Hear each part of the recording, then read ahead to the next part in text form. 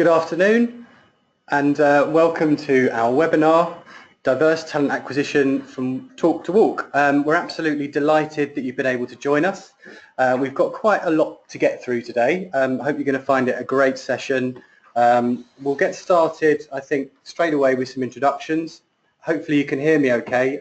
If you can't, please message us through the chat facility on the right hand side of your screen.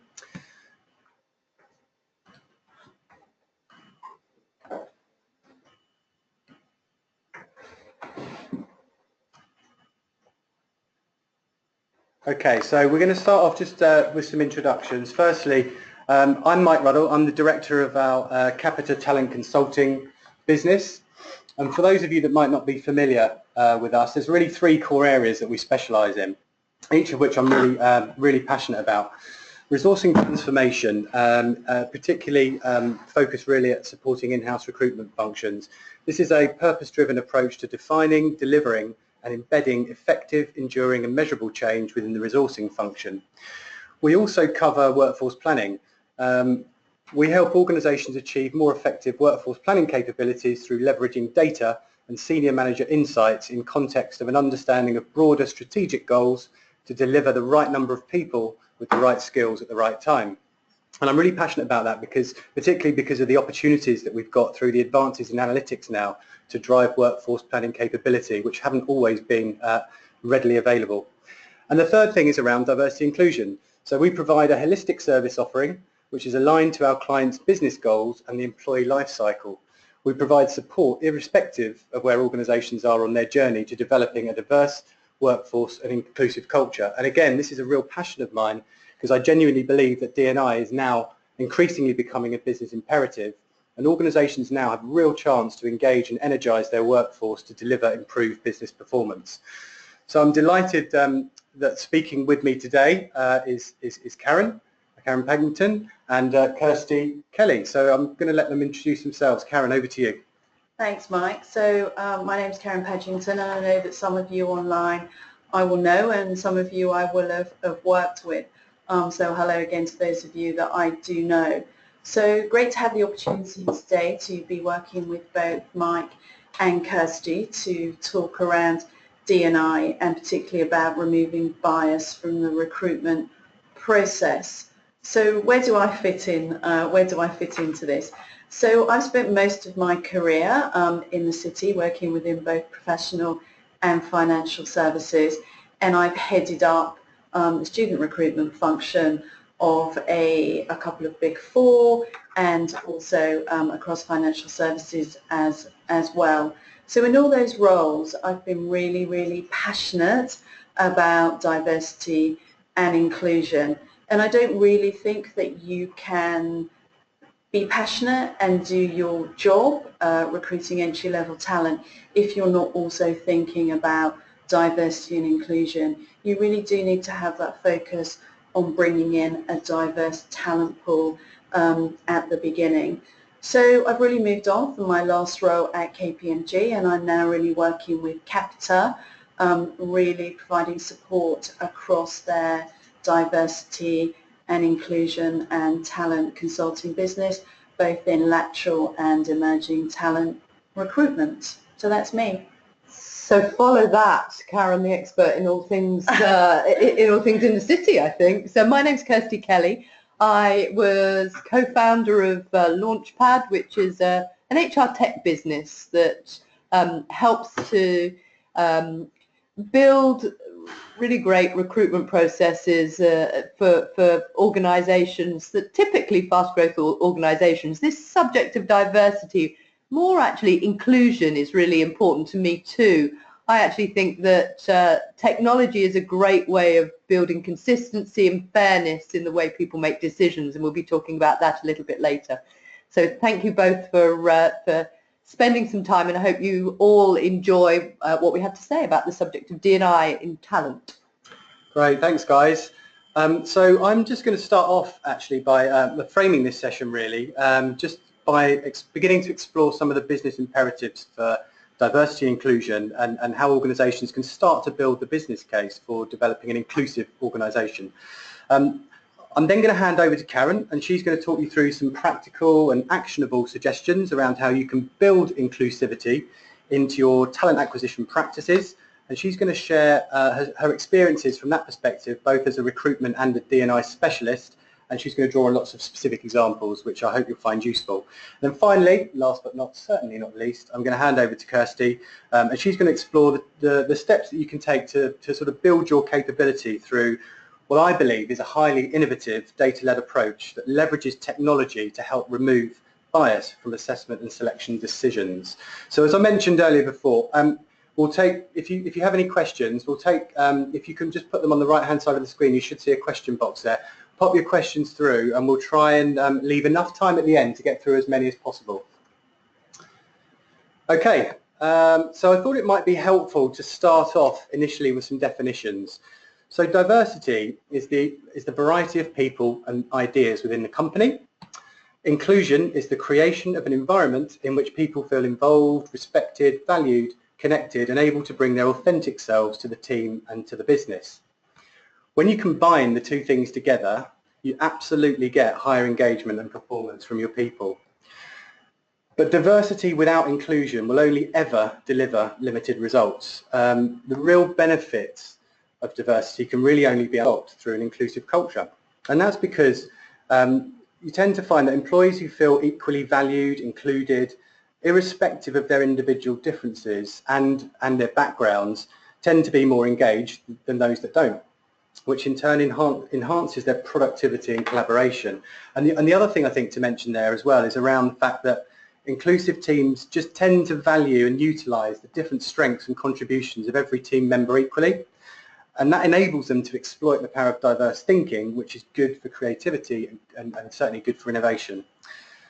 I think one thing to watch out for, I guess, is that when diversity initiatives are undertaken in an environment without an inclusive culture, the result you tend to get tends to be a range of disconnected activities that tend to be managed in silos.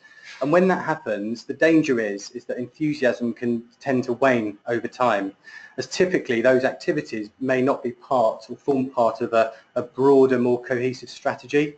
And that'll be a strategy that's absolutely driven by leadership, who's made it their place to put in place the structural components and establish the cultural environment that's required to sustain progress and momentum on the journey. So I speak to a lot of organisations about this, and I speak to a lot of organisations who are doing a lot on gender at the moment. And I'd say, it's all very well flooding the recruitment pipeline with more women and focusing on your metrics to balance out gender ratios. But actually, if your hiring practices and your decision-making processes tend to be biased in favour of men, it's a bit of a false economy. You're going to risk alienating the new recruits you've worked so hard to proactively engage, and that in turn could lead to a retention issue, which could threaten to undermine all of that well-intentioned activity that you're undertaking. Actually, worse than that, you may run the risk of D&I outcomes failing to live up to expectations, which can tend to lead to fatigue or ambivalence on the subject. You might hear things like, "Oh, we tried that diversity inclusion stuff a while back, it didn't work." That's more than likely going to be because it wasn't supported through the structural and cultural environment that was required to sustain momentum and progress. Okay, so let's look at some business imperatives for D&I. I think whilst from a moral and ethical standpoint, embracing D&I is absolutely the right thing to do. And actually, for many organisations, the moral and ethical standpoint may be a business imperative in itself.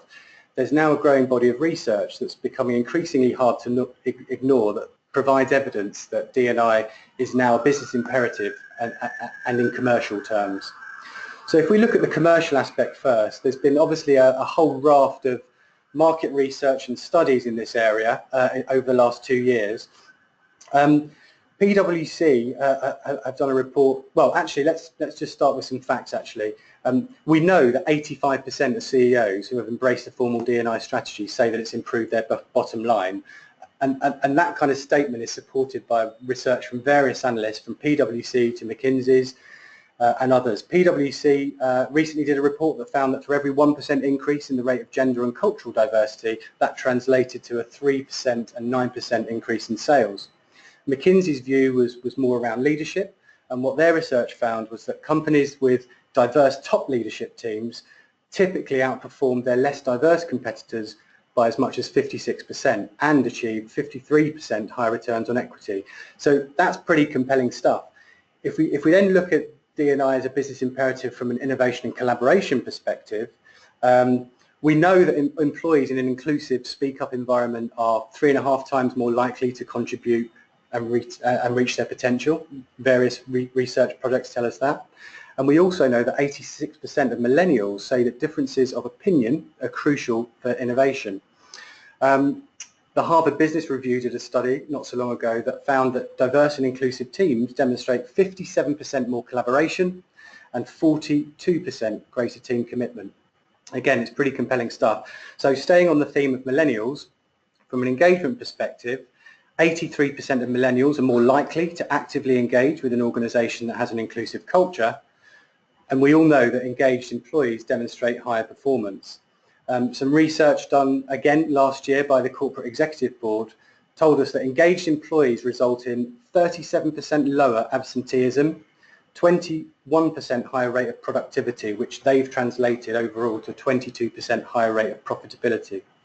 So they're kind of the most obvious business imperatives that I would suggest that you'll hear a lot about, but there are definitely other imperatives too.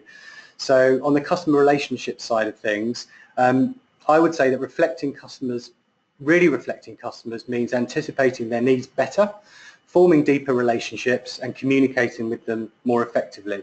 And I've spoken to several organisations, one more recently, one large financial services organisation, who are now saying things like, unless our suppliers are on this journey, we won't be continuing to develop our relationships. So I think businesses now need to think about the potential impact of that. Procurement are starting to become much more focused in this area, and I'd suggest that for organisations that don't embrace the wider remit of D&I, it could start to impact on sales growth.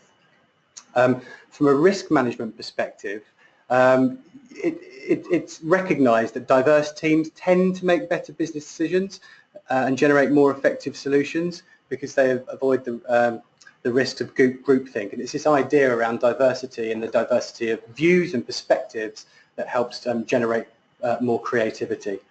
Finally there, from an external stakeholder expectations perspective, government, regulators, shareholders, analysts, trade unions, whole communities now have an interest in impactful diversity and inclusion. And you may be aware, actually, that from October this year, the government is introducing the pay parity legislation, which means that companies are going to be required to report on gender pay inequities, which is potentially a source of reputational risk for many and actually could be quite significantly detrimental on their employment brand. And if we stay in the EU, we can expect some wider obligations around reporting from 2017. So what we're going to do after the webinar is we'll follow up with some practical guidance on the things you need to be doing now in order to prepare for that legislation coming in.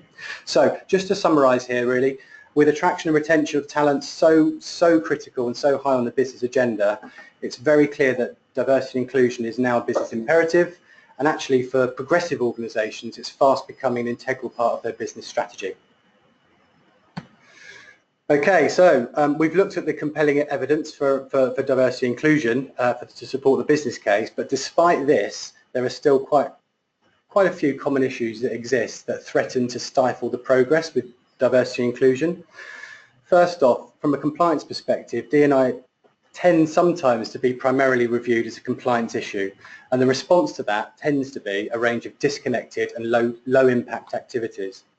It's absolutely regarded mainly by many organisations as a gender issue, where the focus really seems to be around levelling out gender ratios rather than seeking to address the root causes for any gender imbalance in the organisation, which actually could impact on other workforce segments as well.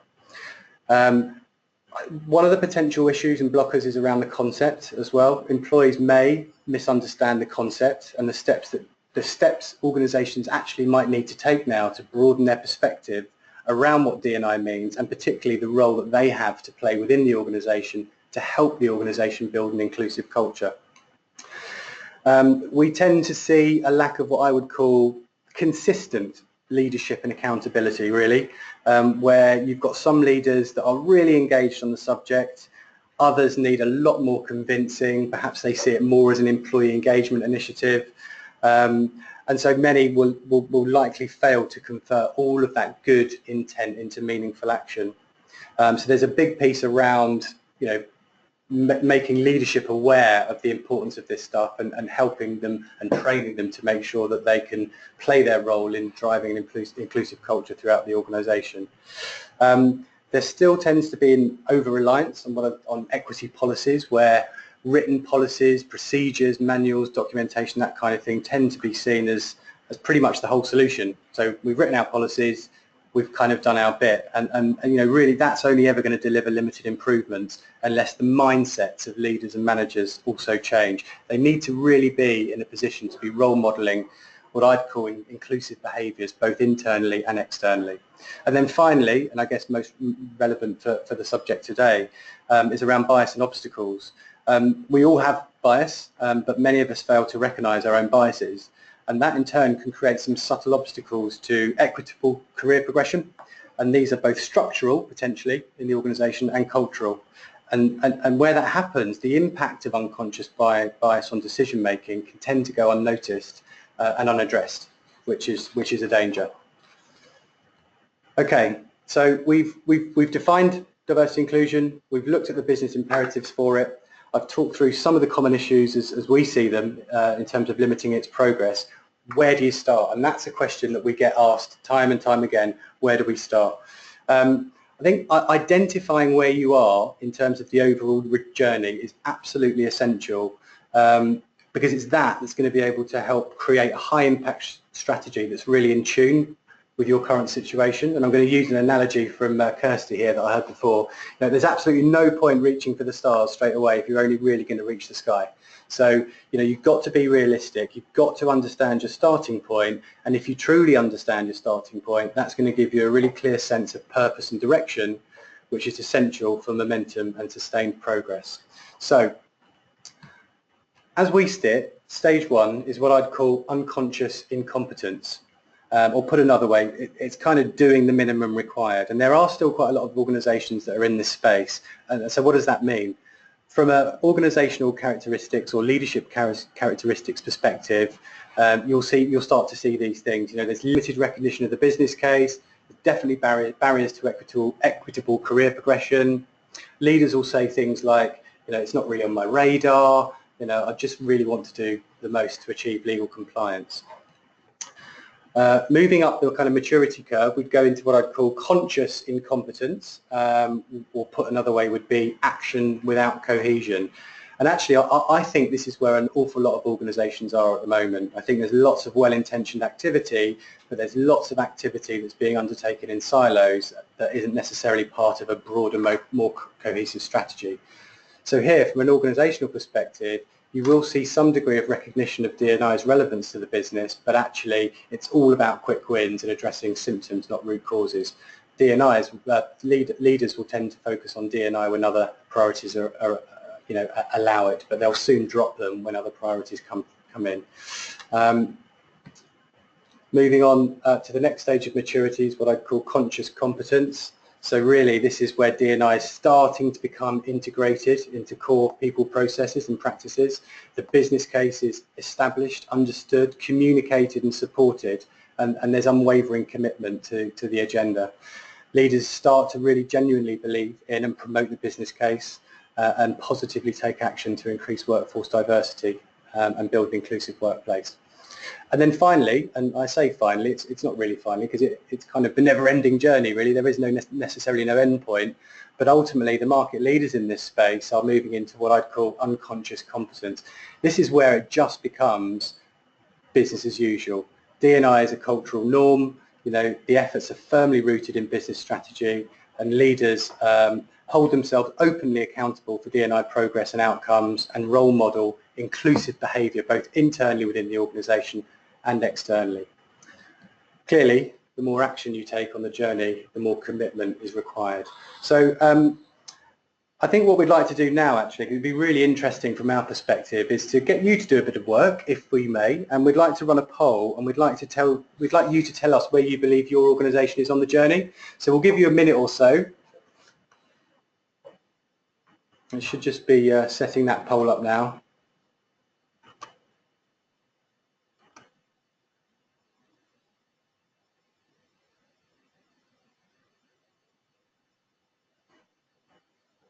That's good. So the results are coming through. Just give you a couple more minutes. Oh, it's quite interesting actually. It's moving around all the time, isn't it? You know what Eurovision feels like now. Yeah. Okay, that's good. That's good.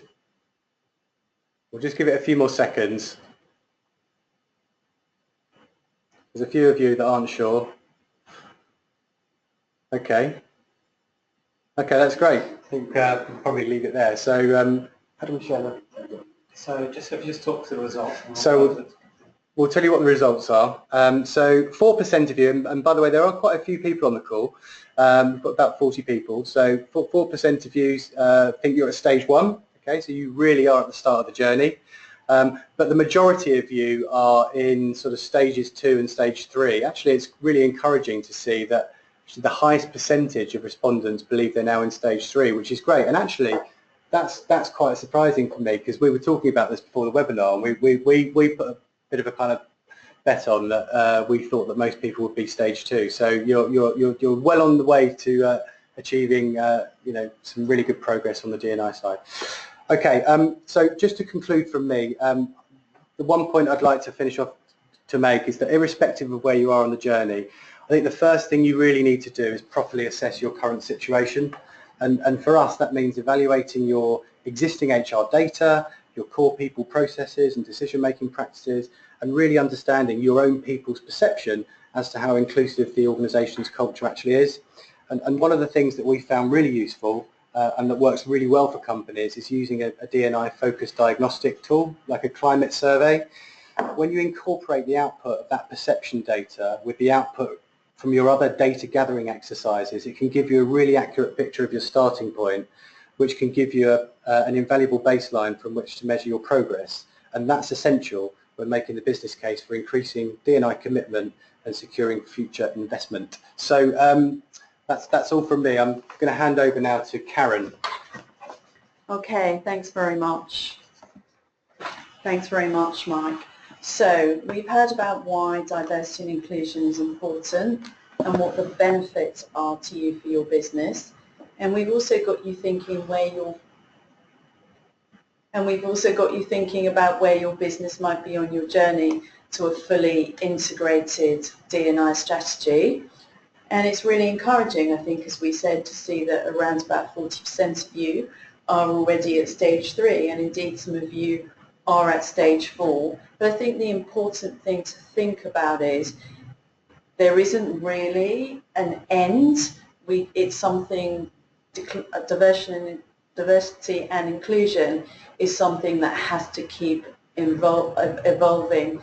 We never just get there. It's something that needs to be continually reinforced, and it needs to go across the whole organisation. It's not a quick fix, and we have to, and it is about building behavioural and cultural change, and as we all know, that takes time. So what am I going to be talking about in my session?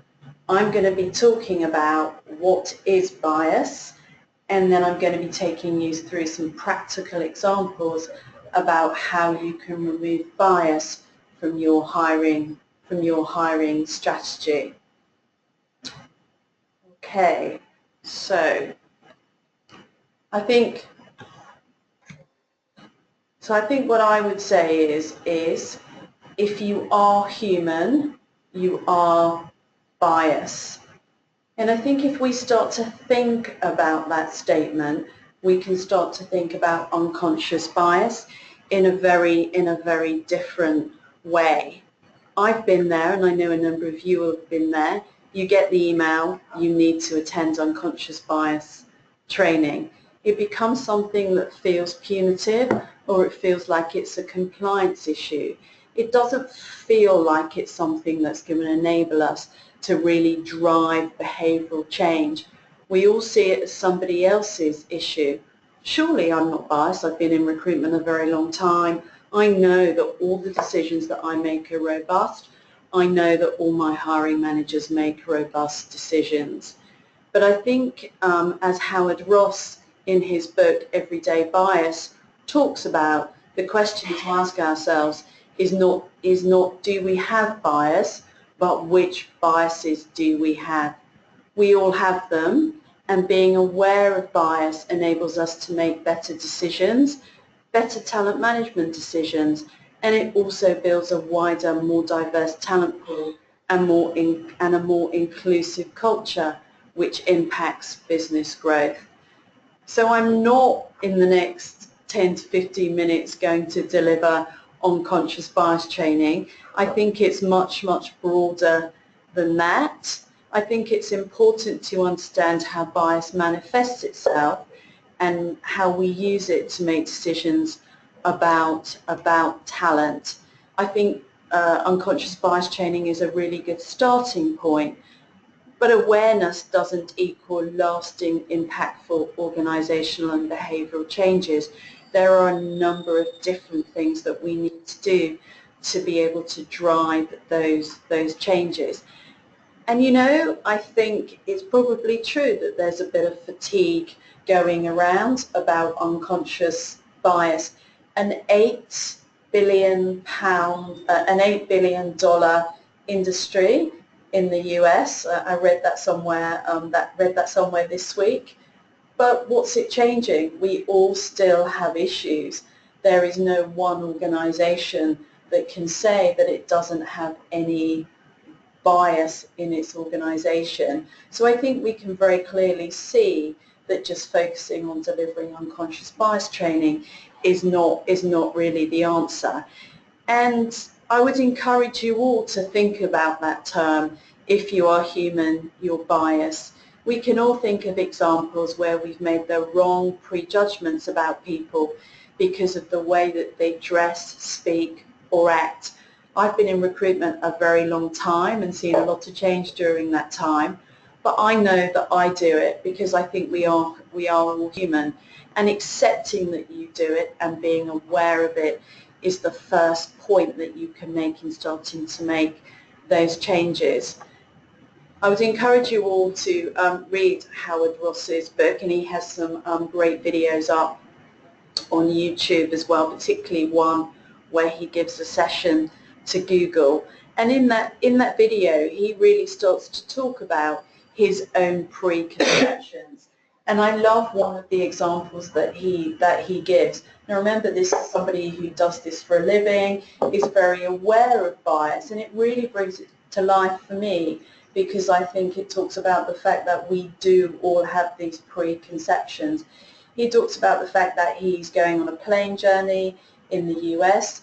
The person sitting next to him is reading a car magazine, looks a bit like Father Christmas, wearing a checked shirt, got the jeans on, and he really clocks him as somebody he's not really interested in talking to.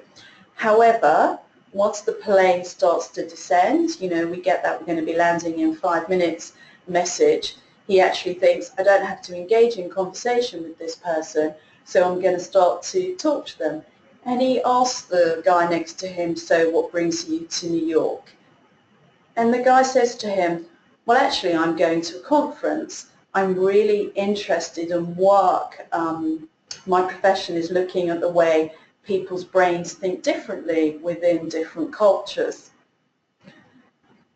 I think that's like such a great example. So by having that preconception, Howard Ross didn't talk to this guy for that whole time. Yet, as he says, he could have learnt more in a 2-hour plane journey than he'd actually learned in 3 months researching his book. So that's a real reminder for me that we all have bias and we all have to think about it. And you know, I've seen it in my time recruiting graduates in the city. I see it all the time. People making huge preconceptions about what's acceptable and about what's not acceptable. And as recruiters, no matter how difficult it is, we really have to call that out and we really have to challenge it. And I have a great example from my time working at KPMG. So I clearly remember one senior audit partner at KPMG telling me that for the audit practice we wanted to have more people from Manchester. And I remember saying to him, well, that's great, you know, we're starting to think about doing more work with Manchester Met. You know, we've mapped the market. There are some really good people at that university who could be great for your business.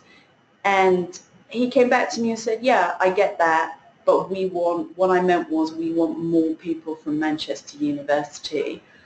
So a huge preconception, because there was no evidence that graduates from Manchester University achieved better pass rates or performed better on the job. He was clearly showing bias and holding on to the belief that only those students from a top 4 uni could succeed at KPMG. I don't think that's the way everybody at KPMG thinks, but I do like to call that out as an example of biased thinking, and one that we all need to challenge.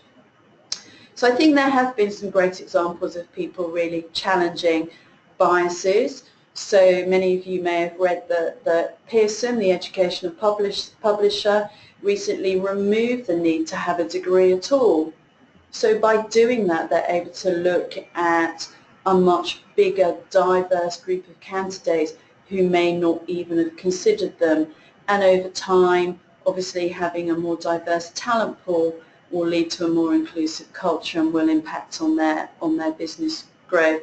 There are a number of other people, many of the Big Four, who've also looked at named blind recruitment, who are starting to look at contextual recruitment. And I know that Kirsty's going to talk more about that in her session, because actually what does that mean, and is that the right question that we should be asking? So I think one of the things that I really want to leave you with, sort of talking about bias, is that there's really no silver bullet, and it is not just around delivering unconscious bias training. We have to be able to call out difficult decisions. We have to enable our recruitment teams to be more aware of bias in the recruitment process, and really give them the permission to be able to challenge, have an inclusive culture where it's okay to challenge more senior people about their decisions.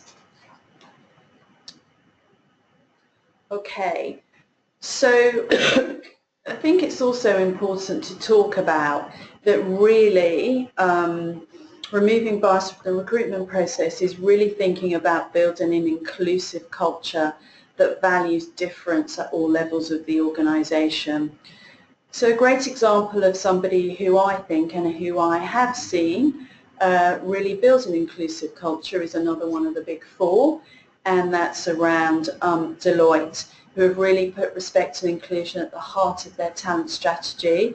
They've created a short film about taking personal responsibility for treating everybody with respect. If you haven't seen it, I would suggest that you go on and look at it. It's a really good example of building an inclusive culture.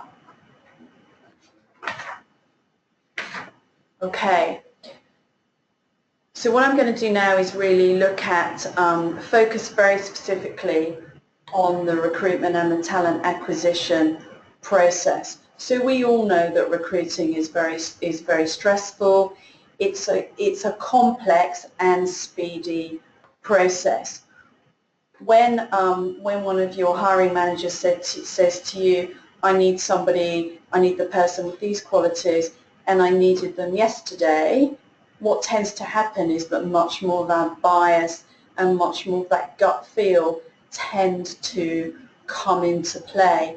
And we really stop thinking about what's the process here. What does this person need to do the job? What processes do I need to put in place to ensure that I'm following a fair and inclusive process? I think, as I've already said, recruiters need to be able to challenge recruiting decisions, especially where the facts don't stack up with the decision. And I'm sure we've all been there, But I've been at assessment centres, and sometimes I've had some more junior members of my team there, and they don't feel empowered to be able to challenge some of those decisions that are coming through. So in an assessment centre, if you look at the schools that are coming out, you obviously have a clear view about what that school needs to be against your competencies, about who's going to be over the line. You will often get challenged about those schools and why somebody needs to be included even though they have performed poorly at assessment centre. I remember recruiting for a very large retail bank, and I've seen poor assessment scores, but no one's been prepared to challenge the senior manager. They want to go with gut feel, because this is a candidate who's been a referral from a very senior manager.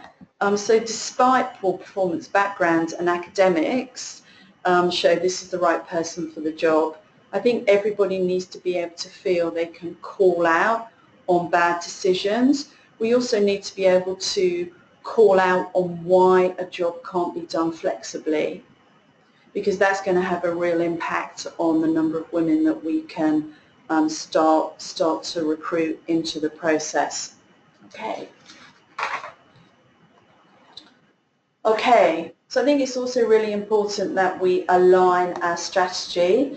It's not just about the recruitment team, it's about the recruitment suppliers and the hiring community. And we definitely heard Mike talk about in his introduction about how procurement are getting much more involved in the process. We need to have a joined up view between those people that are on our third supplier list, our recruitment team, and our hiring managers about what our values are around D&I.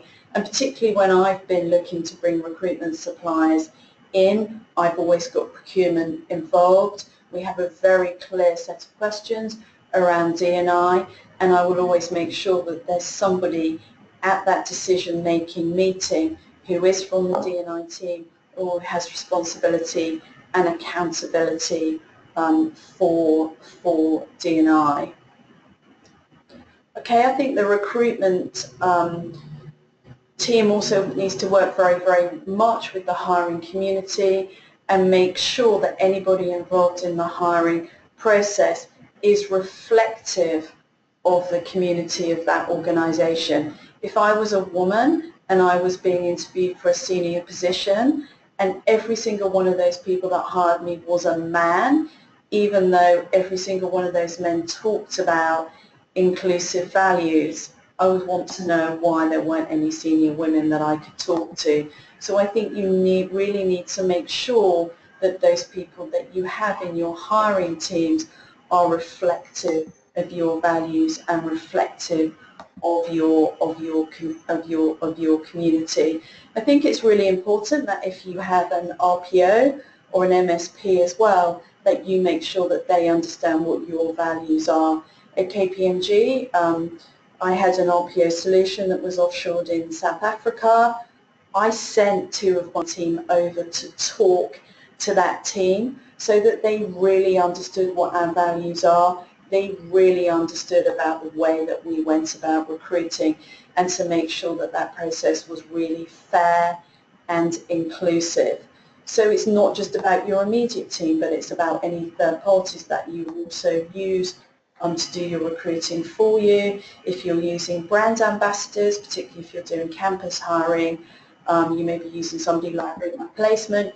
You need to make sure that all those people are really clear about what your brand values are. So I'm just a bit conscious of time here. So what I really want to say here is that you need to think about your whole end-to-end process. It's about attraction, it's about application, it's about the recruitment process, it's about selection, and it's about feedback. You need to look at all those different aspects of your end-to-end recruitment and selection process if you really want to remove bias and you really want to have a fair and inclusive process. Okay, So I just wanted to leave you with some hints and tips. That's a fairly quick run through. So what I would say is review and adapt your recruitment process and documentation to be much more inclusive. Pre-commit to a set structured interview and process. Mystery shop your recruitment process. Understand what it actually feels like to be an applicant. Do it differently and align all of your key stakeholders to manage expectations. Okay, so I'm going to now hand over to Kirsty. Thank you very much, Karen. That was really interesting, and I love the anecdote that you bring from your experience. I could sit and listen to those stories forever, for everybody else agrees. So I'm going to finish off by talking to you about the heady subject of data in your recruitment process. We've seen how you can change your process, change your thinking, start to bring the D&I agenda to senior stakeholders' view, and Mike talked about some of the really cool diagnostics that Capita can support to help you identify really where your business is in terms of D&I adoption, really. But the real underpinning challenge for any HR or recruitment professional is how to make this subject real. I've had many conversations with recruiters who can tell me anecdote, like the example Karen gave about Manchester University, anecdote about where unconscious bias is really impacting on their hiring decisions. But calling out that anecdote with real data is the challenge. The challenge for a number of reasons. I think this slide illustrates the point beautifully. Any HR team will be calling data from so many different sources. There are so many technologies now involved in the end-to-end recruitment and HR process, and simply reporting consistent metrics can be an utter nightmare. So building the business case, even just reporting data about simple things like headcount, one organisation couldn't even give me an accurate headcount number, is frightening, but a reality. And this is with, just look at the brand names up there. These are sophisticated technologies that in their own right are very, very powerful. Now, in an ideal world, we would build such a business case that we can eradicate all of these unique technologies, have one, let's all go and invest in something amazing like Workday. But the reality is that to get the business behind your business case, you need data. So there has to be a starting point. And my view is that the starting point is for recruiters and HR professionals to think differently. The starting point often, though, is challenging from the outset. Again, from talking to recruiters, and Karen alluded to this, the starting challenge they're given is setting them off on the wrong journey. How often have you been told by the business, who may be very supportive of a D&I strategy, but you're told hire more women, or track what I've said here on the top left, protected groups? How many times have you been asked to report the number of people from a particular demographic background? So if you're given that mandate, perhaps you're starting out on your D&I journey on the wrong footing. Our belief is that actually this can perpetuate positive discrimination that can be equally as contentious. And the 2010 equality laws sort of started this conversation. So today's organisations really do agree that diversity is best business practice, but the topic of positive discrimination is becoming really more polarised. Does positive discrimination increase the risk of hiring less capable workers? Just imagine if you have a beautifully diverse intake of candidates, but those candidates don't meet the business's requirement for that role. I know that that's a real challenge for recruiters right now, but inclusive hiring shouldn't mean hiring people that are less capable to do the job. And I think in Mike's session, he talked about inclusive thinking. This should be about diversity of mind, diversity of opinion, not diversity in terms of capability necessarily. Worse than that, I think with some of these mandates, could we be propagating the myth that applicants are not selected on their merit alone? So we really believe that by thinking carefully about your D&I agenda, building processes very carefully, using data to illustrate perhaps a subjective view that you've seen called out by the business, you can start to make the right decisions and change your processes using technology, change them for good, not for the wrong reasons. An example that I think for me illustrated the point, certainly around gender diversity, was the Australian Metropolitan Fire Brigade. They announced that they were going to promote the recruitment of women. And actually it was women themselves that raised greatest concern about this, because they felt that if you were lowering the standards for entrance, the physical standards for entrance, the risk would be significant, the physical risk, and that the fire team would be unprepared. And women wanted to be treated equally. They didn't want to feel that they were being fast-tracked. And I think that's a really good example of where simply hiring more women might not be the right mandate. So what we're suggesting is that actually if you use data to start to build your business case and think differently, you can have significant impact. And I wanted to talk about a couple of examples of businesses that have used data to think differently, and we always call to Apple for examples of good and bad practice actually, but on this occasion it's quite interesting. So Steve Jobs was famous for making critical decisions without necessarily consulting fact-based business data.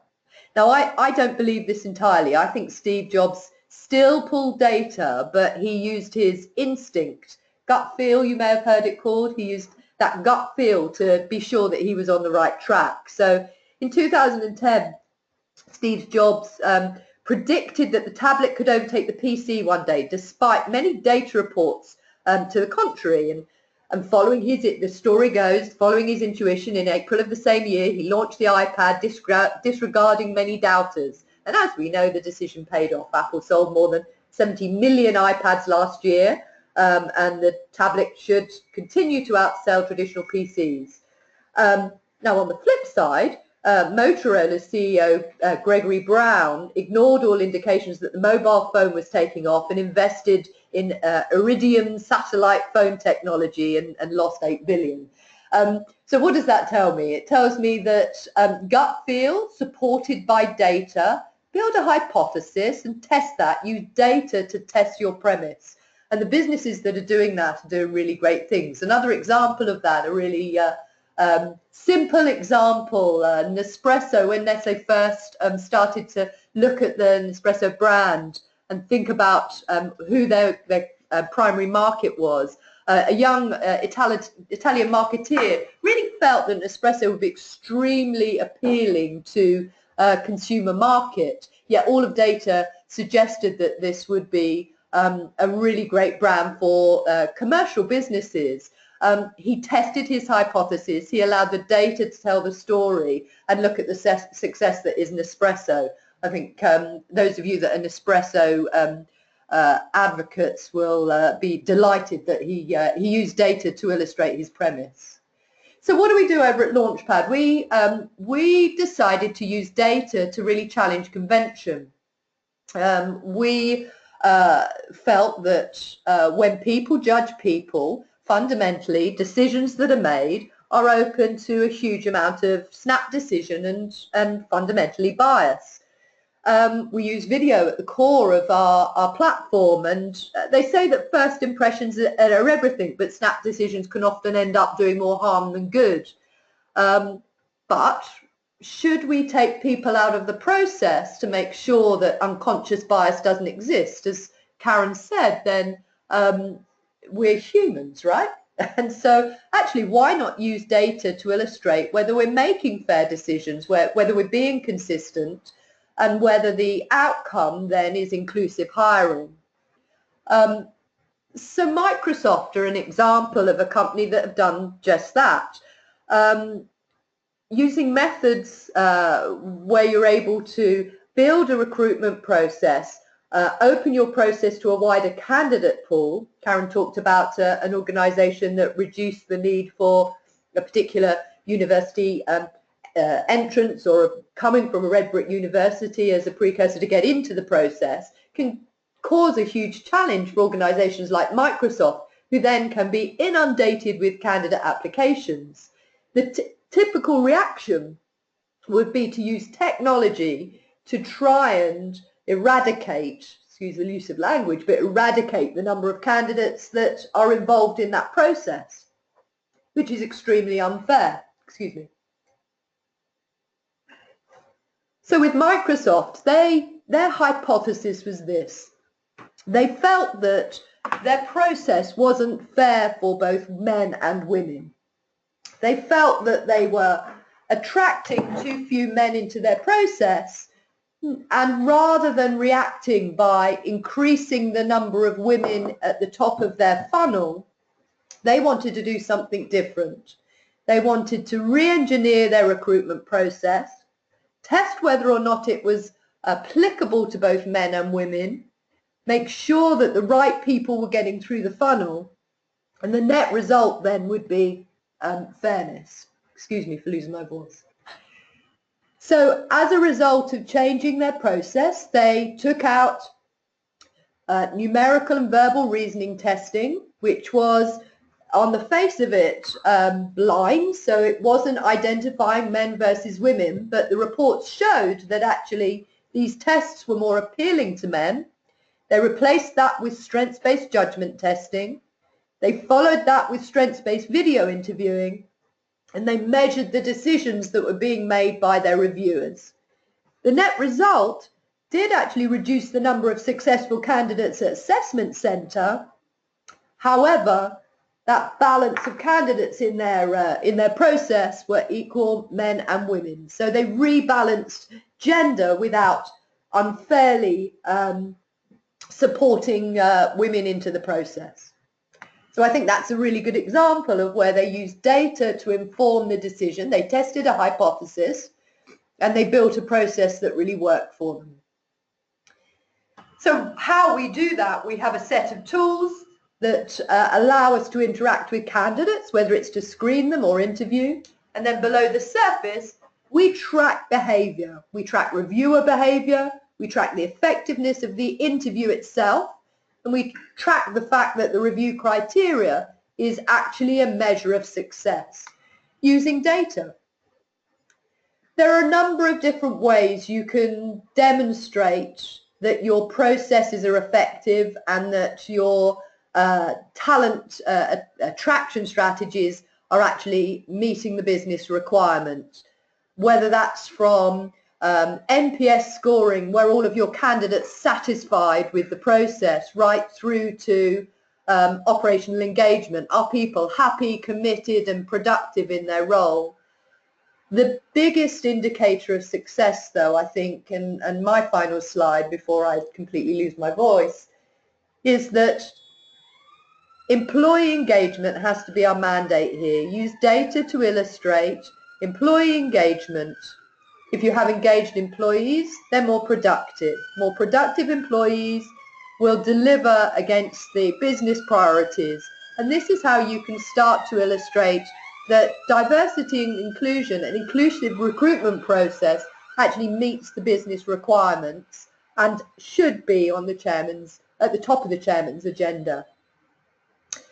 So we have just a few more minutes, and why don't, Mike, we start to take some questions just to finish off, and then we should meet our deadline of 4 o'clock. Okay. If anybody's got any questions on the session, mine, Kirsty's or Karen's, feel free to submit them now. We do have about 5 minutes. So any questions at all that you've got on any aspect of the presentation, just pop them in the box on the right-hand side. And whilst you're thinking about your questions, and we're naturally expecting to be inundated with those, I'd probably just take the opportunity, well, first off, to thank you very much for attending the session. I hope you found it really useful. We certainly enjoyed talking through it. I think Kirsty's going to go straight back home now. She's not very well at all. Hope you're able to hear her for the final part of her presentation. What I will say is that we will follow up afterwards with all of the slides. I've also got a couple of other bits of collateral that I think might be very helpful for you. One of them is a best practice diverse hiring guide, which we developed recently, and which will give you some really great practical tips. It's kind of a build on some of the stuff that Karen was talking about, but certainly I think you'll find it very helpful. Your recruiting teams will find it very helpful. And the other thing, of course, was the gender pay parity guide that I mentioned earlier. So again, I've been speaking to lots of organisations about the steps that they should be thinking about now and getting ready for preparing for that legislation. So we've got a guide that I'll happily share with you as part of the follow-up. Okay, so have we got any questions, Matt? Have we seen any questions in there? Yeah, there's a first question that I think is a really interesting one. Let's see Karen and Mike, what you think about this. So this has been a theme for a number of people I've spoken to, certainly D&I experts, but also heads of talent. And that is, if you really haven't got the ear of the board, but you know that diversity and inclusion needs to be a significant part of what you're doing, how do you get that engagement? How do you get the board's support? What do you think about that, guys?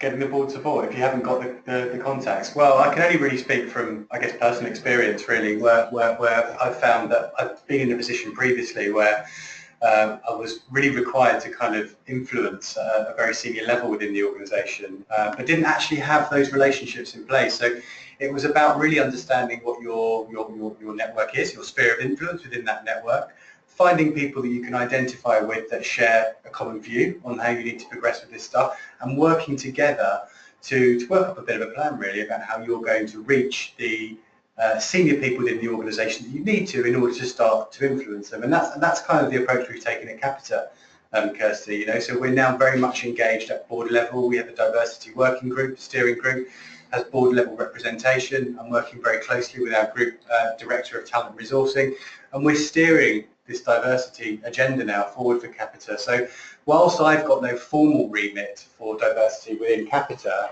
I have been able to influence that agenda, and that's really been very pleasing for me. So I'm looking forward to how that plays out. Great. A second question that I think is a really valid one. Thank you for the well wishes, Phoebe. So, you know, what are the resources available for smaller businesses who don't have sophisticated internal recruitment and HR departments? I would assert that actually any business, regardless of how big or small, and regardless of the level of resource available to them, can start out on this journey, because actually diversity and inclusion should thread through every part of the organisation's objectives. And I think the important thing to consider is it's a shared ownership. It's not just a single ownership from the recruitment team or the HR team or a D&I lead. In terms of resources, dare I say it, you'll find them when we send them on to you. We've got some really good narrative from Capita. We've got a white paper we're going to share with you. There are a lot of books, and I think really starting to think about the business imperative that you're trying to achieve. What's got to change? What's the problem that the organisation faces? Or what can they do differently to help them grow faster, be more productive, have happier workforce, have a more balanced skill set? What's the business imperative? Build the business case, and then actually it doesn't always need expensive resource to make that happen. Sometimes it's stakeholding, as Mike said. Get the right people on board, and you can affect change without it being expensive per se. And I would agree with that. So I don't think it matters if you have a sophisticated internal recruitment or HR department. If everybody doesn't take accountability for building an inclusive culture, it won't happen. It definitely shouldn't just be seen as HR or recruitment's remit. It needs to be across the business for it to be successful. So I would always suggest that you raise it at senior levels, think about who your stakeholders are, and then think about why you're doing it. It shouldn't just be about HR, and that would be the wrong way to think about it if you really want to impact change. So being stalwarts for timekeeping, it's 4 o'clock, so we're going to finish off now. Mike, I'll leave you to...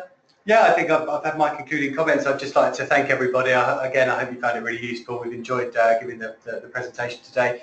Look out for the follow-up. We'll provide you with some useful stuff. Thanks very much. Thank you. Thank you.